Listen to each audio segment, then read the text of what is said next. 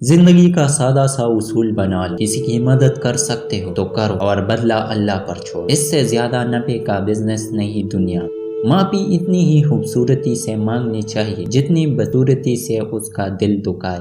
جسم کی چوٹ تو وقت کے ساتھ ٹھیک ہو جاتی، مگر لفظوں اور رویوں کے زخم کبھی ٹھیک نہیں ہو۔ چھوڑ دیا اب لوگوں کے پیچھے چلنا، جس کو جتنی عزت دی اس نے اتنا ہی گرا ہوا سمجھا۔ محبت وفادار کے داستان ہوتی ہے اور بے وفاؤں کی زندگی کا ایک معمولی واقعہ۔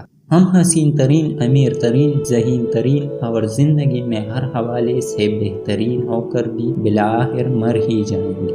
وقت بہت کچھ چھین لیتا ہے، خیر میری تو وہ مسکراہٹ۔